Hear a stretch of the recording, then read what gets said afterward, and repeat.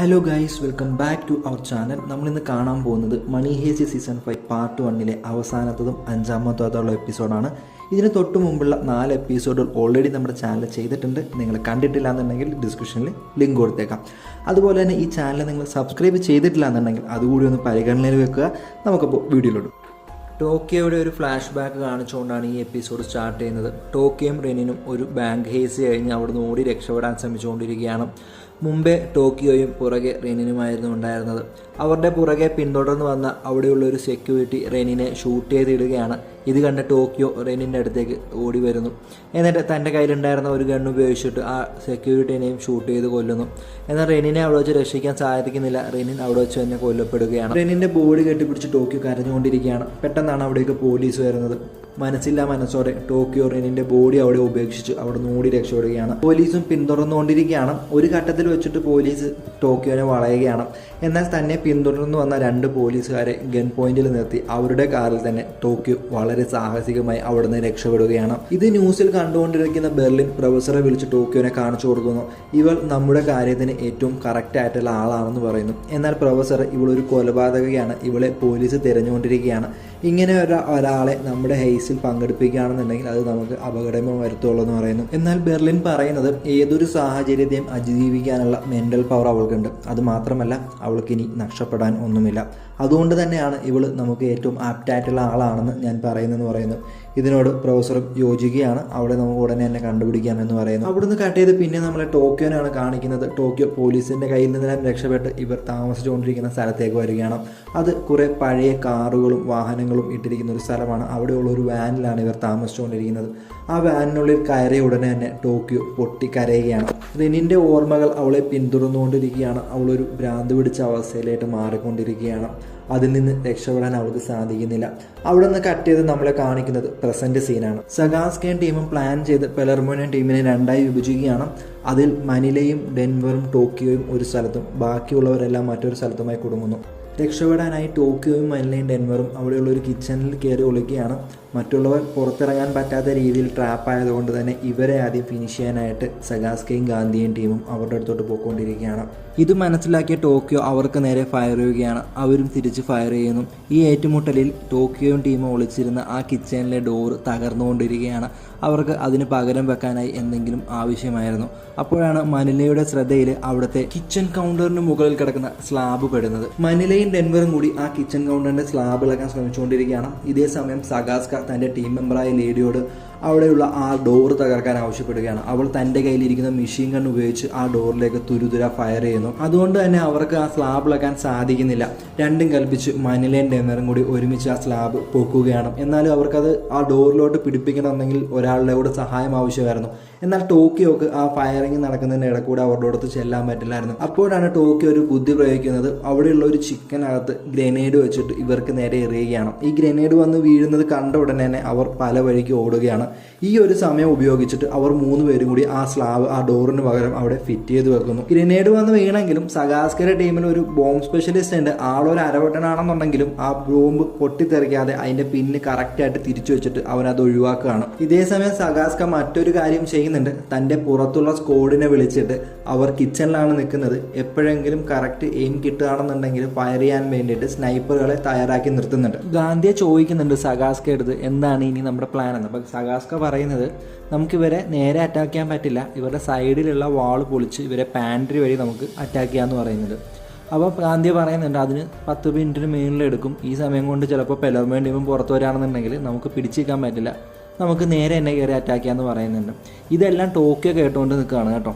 ഇതേ സമയം പെലർമോയും ടീമും ആ ഡോറ് തുറക്കാനുള്ള ശ്രമത്തിലാണ്. റിയോ തൻ്റെ ഹാക്കിംഗ് സ്കില്ല് ഉപയോഗിച്ചിട്ട് ആ ലോക്ക് അൺലോക്ക് ചെയ്യാനുള്ള ശ്രമം നടത്തിക്കൊണ്ടിരിക്കുകയാണ്. അവനോട് പെലർമോ ചോദിക്കുന്നുണ്ട് എത്ര സമയം എടുക്കുമെന്ന്. പക്ഷേ അവൻ പറയുന്നത് 30 മിനിറ്റ് അല്ലെങ്കിൽ മാക്സിമം 1 മണിക്കൂറൊക്കെ എടുക്കുമെന്ന് പറയുന്നത്. പക്ഷേ അത്രയും സമയം കളയാൻ അവർക്കില്ലായിരുന്നു. അതുകൊണ്ട് തന്നെ എത്രയും പെട്ടെന്ന് പുറത്തെത്തണമെന്ന് ലിസ്ബൺ പറയുകയാണ്. അങ്ങനെ അവസാനം അവർ എല്ലാവരും കൂടി ഗ്യാസ് കട്ടറുകൾ ഉപയോഗിച്ചിട്ട് ആ ഡോറ് കട്ട് ചെയ്ത് പുറത്തു പോകാൻ തീരുമാനിക്കുന്നു. എന്നാൽ അവർക്ക് അതിന് വേണ്ടത്ര എക്യുപ്മെൻറ്റ്സ് അവരുടെ കയ്യിലില്ലായിരുന്നു. ഇതേസമയം അവരുടെ അടുത്തുള്ള മറ്റൊരു മുറിയിൽ സ്റ്റോക്ക്ഹോമും ബൊഗോട്ടയും കൂടി ഹെൽസിങ്കിയുടെ മുറിവ് വെച്ച് കെട്ടാൻ ശ്രമിച്ചുകൊണ്ടിരിക്കുകയാണ്. പ്രൊഫസർ ബൊഗോട്ടോനെ വിളിച്ചിട്ട് ഡോറ് കട്ട് ചെയ്യാനുള്ള എക്യുപ്മെന്റ്സുമായിട്ട് പെലർമോ എടുത്ത് ചെല്ലാൻ പറയുന്നു. ബൊഗോട്ടോ ഹെൽസിങ്കിനെ സ്റ്റോക്ക്ഹോമിനെ ഏൽപ്പിച്ചിട്ട് അവിടെ അടുത്തോട്ട് പോവുകയാണ്. സ്റ്റോക്ക്ഹോം ആണെന്നുണ്ടെങ്കിൽ ഹെൽസിങ്കിയുടെ മുറിവ് വെച്ച് കെട്ടാൻ ശ്രമിച്ചുകൊണ്ടിരിക്കുകയാണ്. ഇതേ സമയം പ്രൊഫസറിന്റെ അടുത്ത് സഗാസ്കയുടെയും ഗാന്ധിയുടെയും പ്ലാൻ ടോക്കിയോ വിളിച്ചു പറയുകയാണ്. അങ്ങനെ പ്രൊഫസറുടെ നിർദ്ദേശപ്രകാരം ടോക്കിയോ അവരുടെ ശ്രദ്ധ തിരിക്കാൻ വേണ്ടിയിട്ട് ഗാന്ധിയെ പ്രൊവോക്ക് ചെയ്യാൻ ശ്രമിച്ചുകൊണ്ടിരിക്കുകയാണ്. ഗാന്ധിയുടെ ഫാമിലിനെ പറ്റിയും ഗാന്ധിയെ കുറിച്ചൊക്കെ ഭയങ്കര മോശമായിട്ട് ടോക്കിയോ സംസാരിച്ചുകൊണ്ടിരിക്കുകയാണ്. ഇതെല്ലാം കേട്ട് സാഹി കേട്ട ഗാന്ധിയ ഒരു ഗ്രനേഡ് എടുത്ത് അവരുടെ നേർക്ക് എറിയാൻ പോകുന്നുണ്ട്. സഗാസ്ക ഗാന്ധിയെ തടയാൻ ശ്രമിക്കുന്നുണ്ടെങ്കിലും ഗാന്ധി അതൊന്നും കേൾക്കാതെ ആ ഗ്രനേഡ് അവർക്ക് നേരെ എറിയുകയാണ്. ഗ്രനേഡ് വരുന്നത് കണ്ട ഡെൻവറും മൻലയും ഒളിക്കാൻ ശ്രമിച്ചെങ്കിലും ടോക്കിയോ ആ ഗ്രനേഡ് ചാടി പിടിക്കുകയാണ്. എന്നിട്ട് ഗാന്ധിയുടെ നേർക്കാനെ തിരിച്ചറിയുന്നു. ആ ഗ്രനേഡ് വന്ന് വീണതും സഗാസ്കയുടെ ഒരു ടീം മെമ്പർ ആ ഗ്രനേഡ് എടുക്കാൻ ശ്രമിക്കുന്നുണ്ട്. പെട്ടെന്ന് തന്നെ ആ ഗ്രനേഡ് പൊട്ടിത്തെറിക്കുകയാണ്. ആ ഗ്രനേഡ് പൊട്ടിത്തെറിച്ചതുകൊണ്ട് തന്നെ സഗാസ്കയുടെ ആ ടീം മെമ്പർ മരിക്കുകയാണ്. കൂട്ടത്തിൽ സഗാസ്കയുടെ 1-2 മെമ്പേഴ്സിന് നല്ല രീതിയിൽ പരിക്കും പറ്റുന്നുണ്ട്. ഈ പൊട്ടിത്തെറി ശബ്ദം കേട്ടിട്ട് പെലർമോയും ടീമും ആകെ ഭയപ്പെടുകയാണ്. അവർക്ക് എന്താണ് സംഭവിച്ചതെന്ന് അറിയുന്നില്ല. റിയോ ടെൻഷനായിട്ട് അവിടുന്ന് ഓടിപ്പോവുകയാണ്. ഇതിനെല്ലാം കാരണം ഗാന്ധിയാണ് എന്ന് പറഞ്ഞിട്ട് സഗാസ്ക ഒരു ടീം മെമ്പർ ഗാന്ധിയായിട്ട് ഫൈറ്റ് ചെയ്യുന്നുണ്ട്. സഗാസ്ക ഇടപെട്ടിട്ട് ആ ഫൈറ്റ് നിർത്തുന്നുണ്ട്. എന്നാലും സഗാസ്ക ഗാന്ധിയോട് പറയുന്നുണ്ട്, ഇനി ഒരു വട്ടം കൂടി നീ ഇങ്ങനെ ചെയ്യുകയാണെന്നുണ്ടെങ്കിൽ ഞാൻ വേറൊന്നും നോക്കില്ല, നിന്നെ ഷൂട്ട് ചെയ്ത് കളയെന്ന് പറയുന്നുണ്ട്. സ്റ്റോക്ക്ഹോം ആണെന്നുണ്ടെങ്കിൽ ഹെൽസിങ്കിൻ്റെ കാലിലെ മുറിവെല്ലാം കണ്ടിട്ട് ആകെ ടെൻഷനായിട്ട് വെപ്രാളപ്പെട്ടിരിക്കുകയാണ്. ഇതേ സമയം മനില ഡെൻവറിനെ വളയ്ക്കാനുള്ള ശ്രമത്തിലാണ്. മനില പറയുന്നത് സ്റ്റോക്ക്ഹോം നിനക്ക് ചേർന്ന ഒരാളല്ല, നിന്റെ ഇഷ്ടത്തിനൊത്ത് നിനക്കിപ്പോൾ ജീവിക്കാൻ സാധിക്കുന്നില്ല, അവൾക്ക് വേണ്ടി നീ നിന്റെ ജീവിതം മാറ്റിക്കൊണ്ടിരിക്കുകയാണ്, നിനക്ക് ചേർന്ന ആൾ ഞാനാണെന്നൊക്കെ പറഞ്ഞിട്ട് മനില സംസാരിച്ചുകൊണ്ടിരിക്കുന്നു.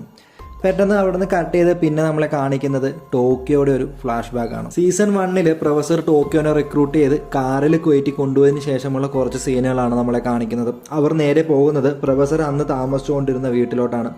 ആ വീട്ടിലോട്ട് ചുമ്മാതല്ല പോണത്, പ്രൊഫസറിനെ ഗൺ പോയിന്റിൽ ടോക്കിയോ നിർത്തിയാണ് കൊണ്ടുപോയിക്കൊണ്ടിരിക്കുന്നത്. ആ വീട്ടിൽ ചെന്നപാടെ അവിടെ വേറെ ആരെങ്കിലും ഉണ്ടോ എന്നൊക്കെ പ്രൊഫസറിനോട് ചോദിക്കുന്നുണ്ട്. അപ്പോൾ പ്രൊഫസർ പറയുന്നുണ്ട് ഇവിടെ ആരുമില്ല, ഞാൻ ഒറ്റയ്ക്കാണ് താമസിക്കുന്നതൊക്കെ.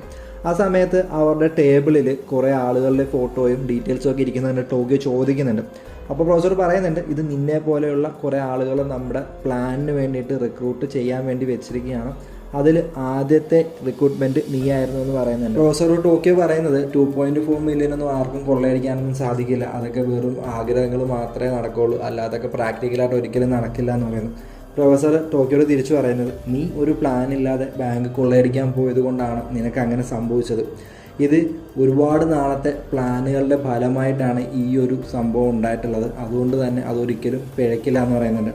അപ്പോഴാണ് ടോക്കിയോ പ്രൊഫസറോട് ചോദിക്കുന്നത് എത്ര വർഷത്തെ പ്ലാനിങ് എന്ന്. പ്രൊഫസർ നിസ്സാരമായിട്ട് പറയുന്നുണ്ട് 20 വർഷത്തെ പ്ലാനിങ് ആണെന്ന്.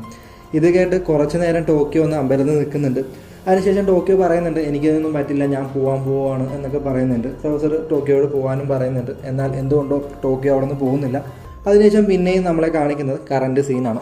ബൊഗോട്ടോയും ടീമും ഗ്യാസ് കട്ടർ ഉപയോഗിച്ചിട്ട് ആ ഡോറ് കട്ട് ചെയ്യാൻ ശ്രമിച്ചുകൊണ്ടിരിക്കുകയാണ്. ഈ ഗ്യാസ് കട്ടർ ഉപയോഗിച്ച് കട്ട് ചെയ്യുന്നതിൻ്റെ പാട് പുറത്ത് നിന്ന് സഗാസ്ക കാണുകയാണ്. എന്നാൽ അടുത്ത മുറിയിൽ സ്റ്റോക്ക്ഹോം ഹെൽസിങ്കിയുടെ മുറിവ് വെച്ച് കെട്ടിക്കൊണ്ടിരിക്കുകയാണ്. എന്നാൽ ഹെൽസിങ്കിയുടെ മുറിവ് കെട്ടുന്നതുകൊണ്ടാണോ എന്താണോ എന്നറിയില്ല, സ്റ്റോക്ക്ഹോം ഭയങ്കര ടെൻഷനായിട്ട് നിൽക്കുകയാണ്. ആൾക്ക് എന്ത് ചെയ്യണമെന്ന് അറിയില്ല, ആകെ വെപ്രാളായിട്ടിരിക്കുകയാണ്.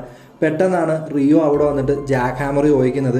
എന്നാൽ സ്റ്റോക്ക്ഹോം കാണുന്നത് ആർട്ടൂറോയുടെ രൂപമാണ്. ആർട്ടൂറിനെ ഷൂട്ട് ചെയ്തതിന്റെ കുറ്റബോധവും ഈ ടെൻഷനും എല്ലാം കൂടെ ആയതുകൊണ്ടാണ് ഇപ്പോൾ ചെറിയ ചെറിയ ഇൻഡ്യൂഷൻസ് സ്റ്റോക്ക്ഹോമിന് തോന്നുന്നത്.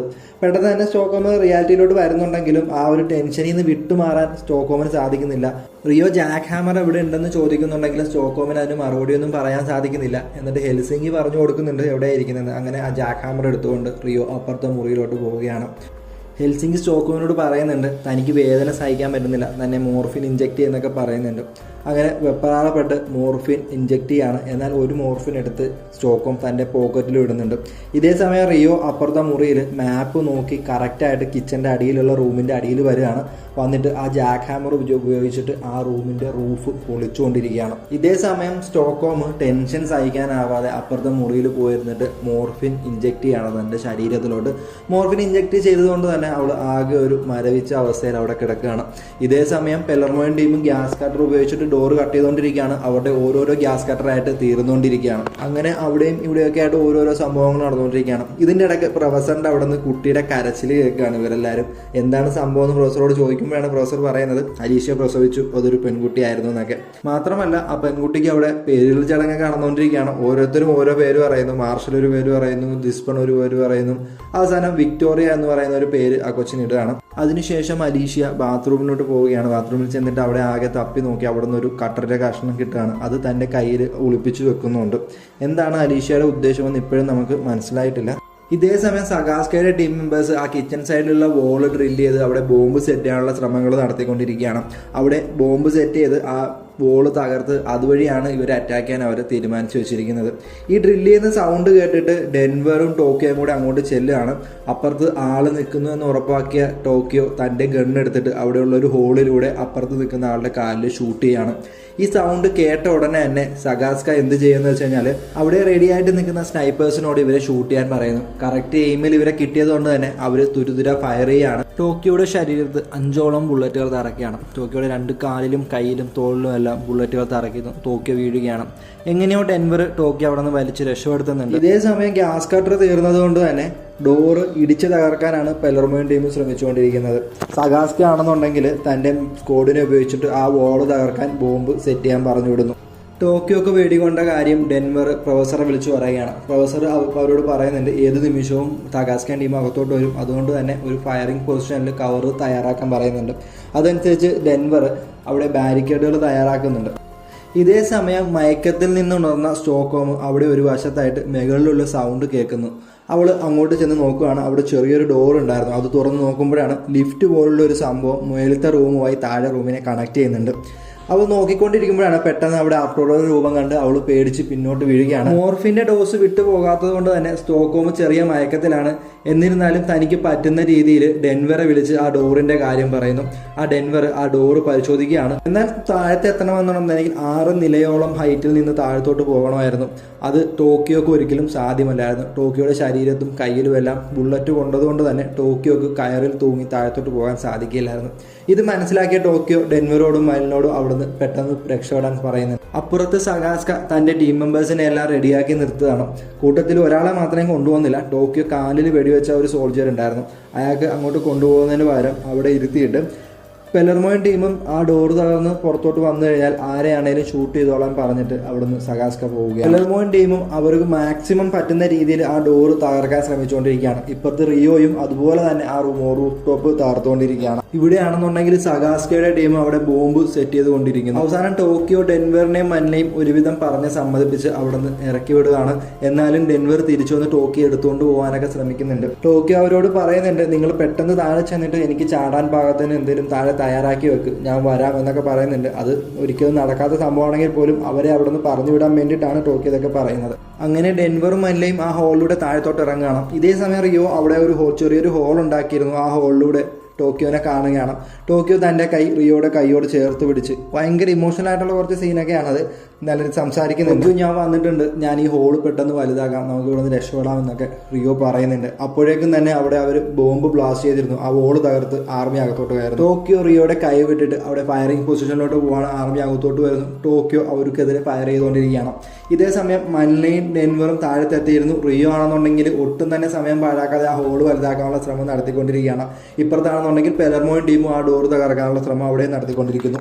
ടോക്കിയോ തനിക്ക് പറ്റുന്നത്ര രീതിയിൽ ആർമിയായിട്ട് ഫൈറ്റ് ചെയ്ത് നിൽക്കുന്നുണ്ട്. പ്രൊഫസർ അതിനിടയ്ക്ക് ടോക്കിയോ അടുത്ത് പറയുന്നുണ്ട്, നീ സമയം പാഴാക്കാതെ ചാടുമെന്ന്. അവസാനം ടോക്കിയോ എപ്പോഴും പറയുന്നത് പോലെ നിങ്ങൾ എൻ്റെ ഗാർഡിയൻ ഏഞ്ചലാണെന്ന് പറഞ്ഞിട്ട് പിന്നെയും അവരുമായിട്ട് ഫൈറ്റ് ചെയ്തുകൊണ്ടിരിക്കുകയാണ്. അവസാനം ടോക്കിയോക്ക് വെടികൊള്ളുകയാണ്. അവർ തുരുതുര ടോക്കിയോനെ വെടിവെക്കുകയാണ്. ടോക്കിയോ വെടികൊണ്ട് വീഴുന്നു. അങ്ങനെ വെടികൊണ്ട് വീണ് കിടക്കുന്ന ടോക്കിയോയുടെ അടുത്തേക്ക് താൻ നേടി എന്ന ഭാവത്തിൽ ഗാന്ധിയ വരികയാണ്. ഗാന്ധിയ വന്ന് തൻ്റെ കയ്യിലിരിക്കുന്ന പിസ്റ്റലെടുത്ത് ടോക്കിയോയുടെ നേരെ നീട്ടുന്നു, ടോക്കിയോനെ വെടിവെക്കാനായിട്ട്. അപ്പോഴാണ് ടോക്കിയോ ചെറു പുഞ്ചിരിയോടെ തൻ്റെ കൈ തുറന്ന് കാണിച്ചു കൊടുക്കുന്നത്. അവളുടെ വെസ്റ്റിൽ ഘടിപ്പിച്ചിരുന്ന ഗ്രനേഡുകളുടെ പിന്നായിരുന്നു അത്. അത് കണ്ടതും ഗാന്ധിയെ ഭയപ്പെട്ട് അലറുകയാണ്. പെട്ടെന്ന് തന്നെ അവിടെ ബോംബ് പൊട്ടിത്തെറിക്കുന്നു. ഈ ബോംബ് പൊട്ടിയ സൗണ്ട് കേട്ടിട്ട് എല്ലാവരും ഞെട്ടിത്തെറിച്ച് നിൽക്കുകയാണ്. ഡെൻവറും റിയോ എല്ലാം അലമുറയിട്ട് കരയുകയാണ്. പ്രൊഫസർ ആണെങ്കിൽ ആകെ മരവിച്ചൊരവസ്ഥയിൽ ബാത്റൂമിൽ പോയിരിക്കുന്ന പ്രൊഫസർ പൊട്ടിക്കരയാണ്. അത്രയും കാണിച്ചുകൊണ്ട് ഈ എപ്പിസോഡിലൂടെ അവസാനിക്കുന്നു. അങ്ങനെ എല്ലാവരെയും ദുഃഖക്കടലിലാഴ്ത്തി ടോക്കിയോ യാത്ര പറഞ്ഞിരിക്കുകയാണ്. ഇനി എന്താണ് സംഭവിക്കുക? വിജയകരമായി അവർക്ക് ഈ ഹൈസ്റ്റ് പൂർത്തിയാക്കാൻ സാധിക്കുമോ? അതോ ഓരോരുത്തരായിട്ട് ഇതുപോലെ ഇല്ലാതാകുമോ? കയ്യിൽ കിട്ടിയ ആയുധം എന്തിനാണ് അലീഷ്യ ഒളിപ്പിച്ചു വെച്ചിരിക്കുന്നത്? എല്ലാത്തിനും ഉത്തരം കിട്ടാനായിട്ട് നമുക്ക് ഡിസംബർ വരെ കാത്തിരുന്നേ പറ്റുള്ളൂ. അടുത്ത പാർട്ട് ഡിസംബറിൽ ഇറങ്ങുമെന്നാണ് നെറ്റ്ഫ്ലിക്സ് അറിയിച്ചിട്ടുള്ളത്. നമുക്ക് അതുവരെ കാത്തിരിക്കാം. ഇനിയും ഇതുപോലുള്ള വെബ് സീരീസുകളോ ഫിലിമുകളോ ആയിട്ട് നമ്മൾ ഉടനെ തന്നെ വരുന്നതായിരിക്കും. നമ്മുടെ ചാനൽ നിങ്ങൾക്ക് ഇഷ്ടപ്പെടുകയാണെന്നുണ്ടെങ്കിൽ ദയവായി നമ്മുടെ ചാനൽ ഒന്ന് സബ്സ്ക്രൈബ് ചെയ്യുക, നിങ്ങളുടെ കൂട്ടുകാർക്ക് സജസ്റ്റ് ചെയ്യുക. Thank you for watching. Keep supporting.